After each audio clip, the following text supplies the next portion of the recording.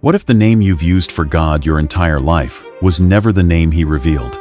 What if the most significant change in biblical history wasn't a missing book or a mistranslated verse, but a deliberate replacement of God's identity itself? There exists an ancient Bible, older than the King James, older than the Latin Vulgate, older than the versions most Christians swear by, that preserves names, books, and ideas deliberately erased or softened over time. It's called the Ethiopian Bible, and inside, it is a truth most churches will never preach. Most believers grow up thinking God and Lord are names. They're not, they're titles. And buried beneath centuries of translation and tradition is a four-letter name that appears thousands of times in the original scriptures, yet almost never appears in modern Bibles.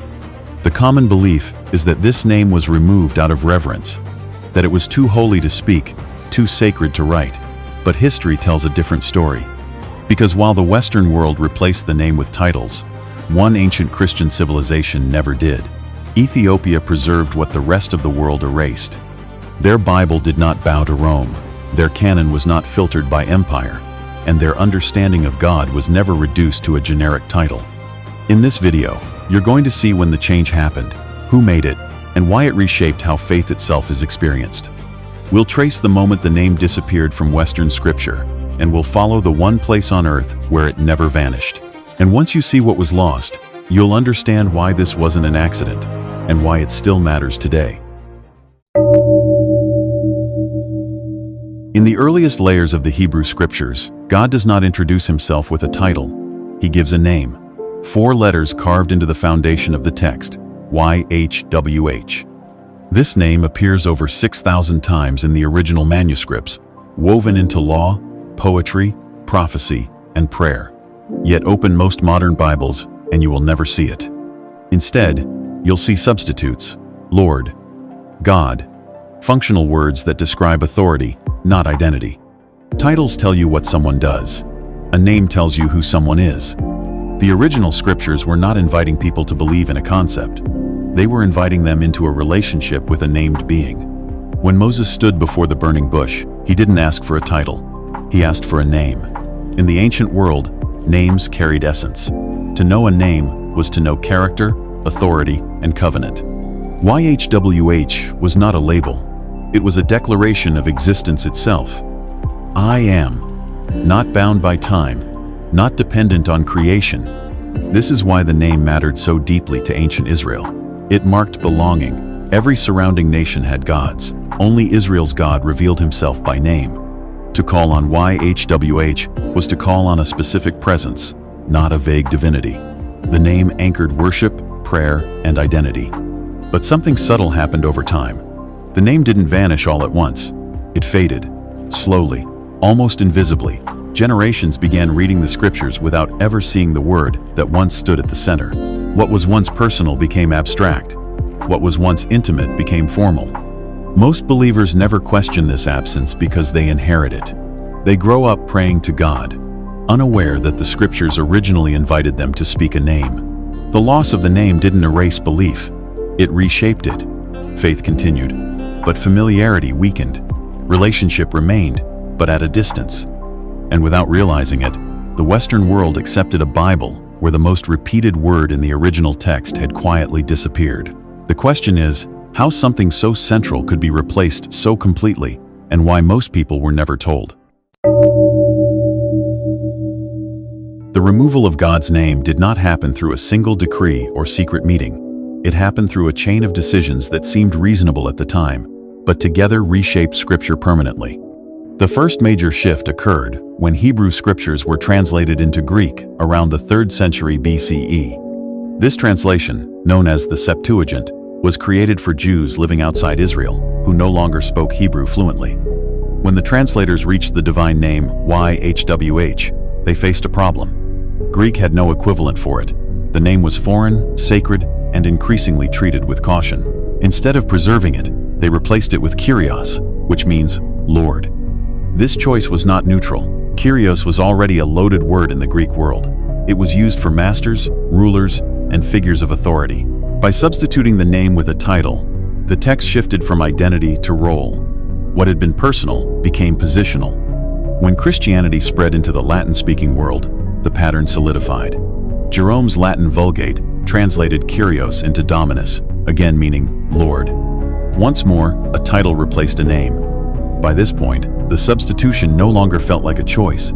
It felt like tradition. Centuries later, when English translators produced the King James Bible, they inherited this tradition rather than questioning it. YHWH became Lord, written in capital letters to signal something special, but still not restored as a name. It was a visual disguise, not a correction. Readers were never told what those capitals stood for, unless they were trained scholars. What began as a translation workaround hardened into doctrine. Over time, the name became too holy to speak, then too sacred to write, and eventually too unfamiliar to restore. Most believers were never informed that a substitution had even occurred.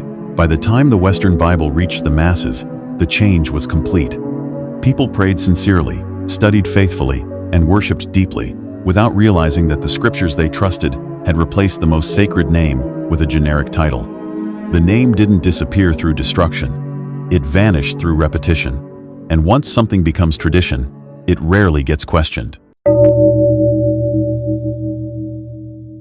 While the Western world was translating, filtering, and standardizing scripture, one ancient Christian civilization developed beyond the reach of those changes. Ethiopia did not pass through Rome. It did not kneel to European councils. Its Bible grew in a different soil. Christianity reached Ethiopia early, rooted not in empire but in continuity. Isolated by geography and protected by highlands few armies could cross, Ethiopia's faith matured without Roman oversight or medieval revision. What the West edited, Ethiopia preserved. The Ethiopian Bible was written in Ge'ez, a liturgical language frozen in time. Its scribes did not inherit Latin substitutions or Greek conventions. They copied from older traditions, preserving divine names the West had already begun to replace. For Ethiopia, changing God's name was not translation. It was distortion. Their canon tells the story. Books removed or questioned in Europe, Enoch, Jubilees, the Ascension of Isaiah, remained central in Ethiopian theology. These texts belong to the worldview of ancient Israel, where divine names mattered. Ethiopia never lost that framework. In Ethiopian worship, God is not approached as a vague concept. Names are treated as sacred memory. Titles exist, but they do not overwrite identity. What was spoken by prophets was not softened for convenience.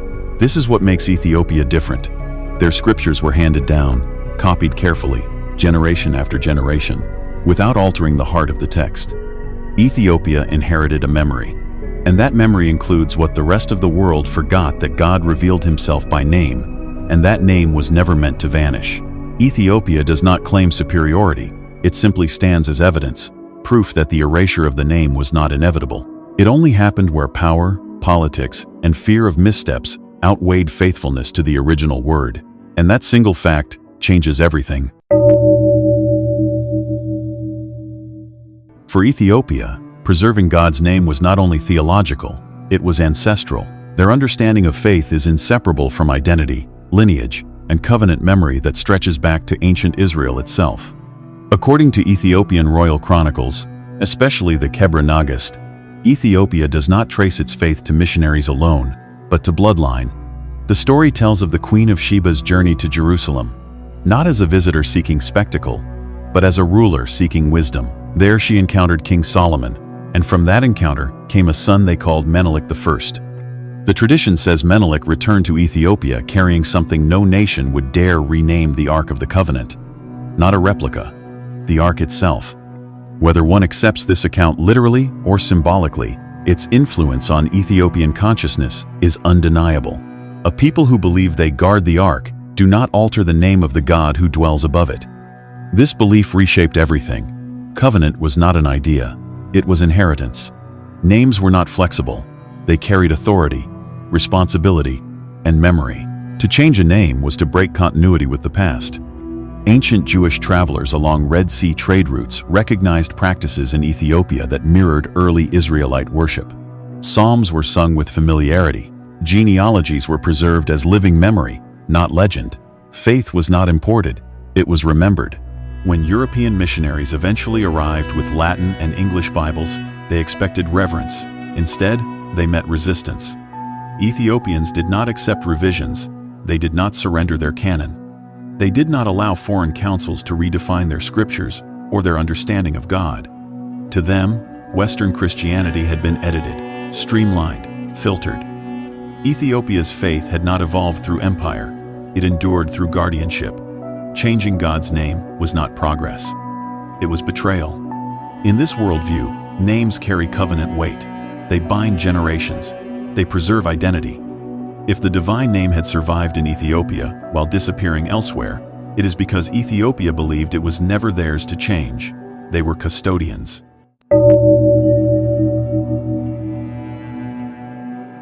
In the ancient world, a name was never a label, it was revelation. To know a name was to understand essence, character, and purpose.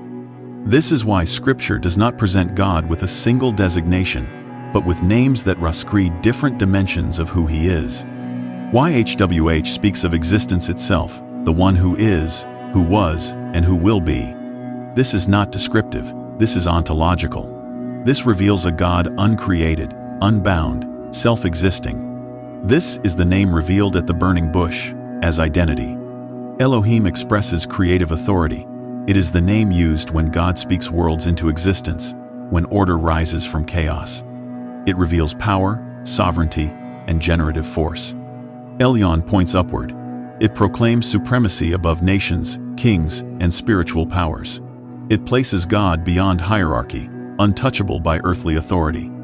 Adonai brings the relationship close. It reflects lordship rooted in care, guidance, and covenant intimacy. These names are not interchangeable. Each reveals something distinct. Together, they form a full portrait of divine identity, infinite yet personal, transcendent yet near. When the divine name was replaced with a title, this depth collapsed. What had been relational became institutional. What had been encounter became doctrine. Removing the name did not erase worship, it altered orientation. People still prayed, but often to a concept rather than a presence. The God of the Bible became easier to define, but harder to know. Ethiopia preserved the names because they understood this truth. When you replace a name, you replace the nature it reveals. You do not merely change a word, you dim a relationship. And once the nature is blurred, faith itself begins to drift. Without the name, Scripture lost its relational center. The God who spoke, walked, argued, forgave, and remembered covenant became increasingly abstract. Restoring the name is not about pronunciation, debates, or linguistic perfection. It is about recognition, about recovering the idea that the Almighty revealed Himself as someone who desired to be known. The question now belongs to the present. If the name reveals relationship, then remembering it is not an academic act, it is a personal one. The name was never lost, it was forgotten, and it's time you remember the name. Ethiopia did not preserve the name because it was exotic or mystical. They preserved it because they never believed they had the right to change it. Their scriptures remind us that faith is not shaped only by belief, but by memory, and when memory breaks, relationship fades. This isn't about correcting Bibles or debating pronunciation. It's about recognizing what was taken out of view and asking what faith becomes when identity is restored. Titles can inspire reverence, but only a name invites relationship. The divine name still waits where it always has in the text, in history, and now in the awareness of those willing to look deeper. To remember, it is not rebellion, it is return. Because when faith forgets the one who named Himself, it loses its center. And when the name is remembered, something ancient awakens again.